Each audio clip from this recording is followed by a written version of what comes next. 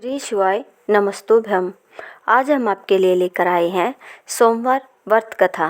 कथा सुनने से पहले हमारे चैनल को लाइक शेयर सब्सक्राइब ज़रूर करें और हाँ, वीडियो को कथा को लास्ट तक ज़रूर सुनें, बीच में स्किप ना करें। तो चलिए जानते हैं कथा के बारे में। नारद पुराण के अनुसार सोमवार व्रत में व्यक्ति को प्रातः स्नान करके शिव जी को जल और बेलपत्र चढ़ाना चाहिए तथा शिव गौरी की पूजा करनी चाहिए। शिव पूजन के बाद सोमवार व्रत कथा सुननी चाहिए। इसके बाद केवल एक समय ही भोजन करना चाहिए। साधारण रूप से सोमवार का व्रत दिन के तीसरे पहर तक होता है, मतलब शाम तक रखा जाता है। सोमवार व्रत 3 प्रकार का होता है: प्रति सोमवार व्रत, सौम्य प्रदोष व्रत और 16 सोमवार का व्रत। सभी व्रतों के लिए एक ही विधि होती है। तो चलिए जानते हैं व्रत कथा। एक समय की बात है, किसी नगर में एक साहूकार रहता था। उसके घर में धन की कोई कमी नहीं थी, लेकिन उसकी कोई संतान नहीं थी। इस कारण वह बहुत दुखी था। पुत्र प्राप्ति के लिए वह प्रत्येक सोमवार व्रत रखता था और पूरी श्रद्धा के साथ शिव मंदिर जाकर भगवान शिव और माता पार्वती जी की पूजा किया करता था। उसकी भक्ति देखकर एक दिन माँ पार्वती प्रसन्न हो गई और भगवान शिव से उस साहूकार की मनोकामना पूर्ण करने का आग्रह किया। पार्वती जी की इच्छा अनुसार सुनकर भगवान शिव ने कहा कि हे पार्वती, इस संसार में हर प्राणी को उसके कर्मों का फल अवश्य मिलता है और जिसके भाग्य में जो हो उसे भोगना ही पड़ता है। लेकिन पार्वती जी ने साहूकार की भक्ति का मान रखने के लिए उसकी मनोकामना पूर्ण करने की इच्छा जताई। माता पार्वती के आग्रह पर शिवजी ने साहूकार को पुत्र प्राप्ति का वरदान तो दिया, लेकिन साथ ही यह भी कहा कि उसके बालक की आयु केवल 12 वर्ष की होगी। माता पार्वती और भगवान शिव की बातचीत को सुनकर साहूकार सुन रहा था। उसे ना तो इस बात की खुशी थी और ना ही दुख। वह पहले की भांति शिव जी की पूजा करता रहा। कुछ समय के बाद साहूकार के घर एक पुत्र का जन्म हुआ। जब वह बालक 11 वर्ष का हुआ तो उसे पढ़ने के लिए काशी भेज दिया गया। साहूकार ने पुत्र के मामा को बुलाकर उसे बहुत सारा धन दिया और कहा कि तुम इस बालक को काशी विद्या प्राप्ति के लिए ले जाओ और मार्ग में यज्ञ कराना। जहाँ भी यज्ञ कराओ वहाँ ब्राह्मणों को भोजन कराते और दक्षिणा देते हुए जाना। दोनों मामा भांजे इसी तरह यज्ञ कराते और ब्राह्मणों को दान दक्षिणा देते काशी की ओर चल पड़े।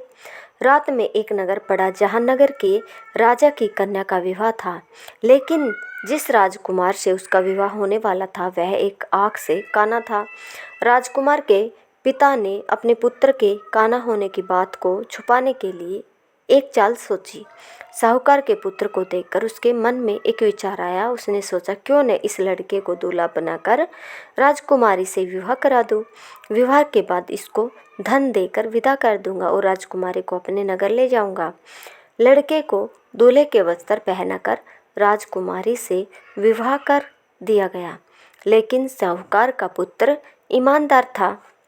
उसे यह बात न्याय संगत नहीं लगी।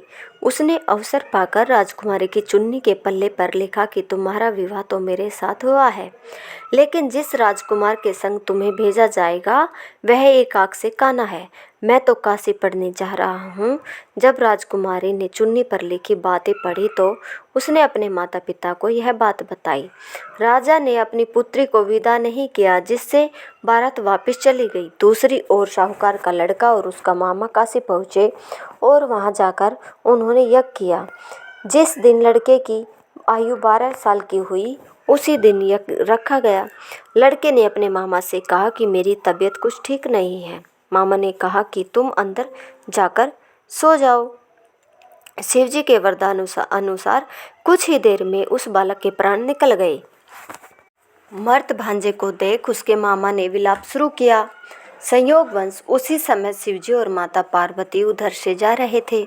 पार्वती ने भगवान से कहा, स्वामी, मुझे इसके रोने के स्वर सहन नहीं हो रहा।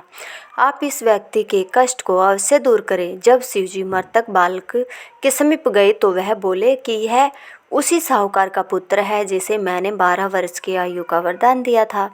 अब इसकी आयु पूरी हो चुकी है। लेकिन मातृ भाव से विभोर माता पार्वती ने कहा कि हे महादेव, आप इस बालक को और आयु देने की कृपा करें, अन्यथा इसके वियोग में इसके माता पिता भी तड़प तड़प कर मर जाएंगे।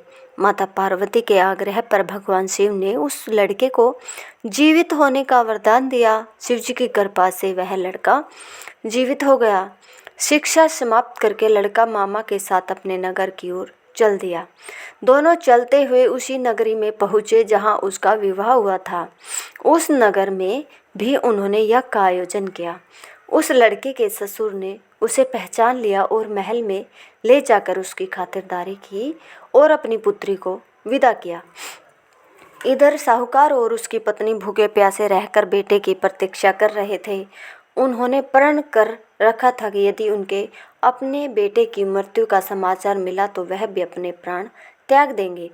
परंतु अपने बेटे के जीवित होने का समाचार पाकर वह बेहद प्रसन्न हुए। उसी रात भगवान शिव ने व्यापारी के स्वप्न में आकर कहा, हे श्रेष्ठी, मैंने तेरे सोमवार के व्रत करने और व्रत कथा सुनने से प्रसन्न होकर तेरे पुत्र को लंबी आयु प्रदान की है। इसी प्रकार जो कोई सोमवार व्रत करता है या कथा सुनता है और पढ़ता है, उसके सभी दुख दूर होते हैं और समस्त मनोकामनाएं पूर्ण होती है।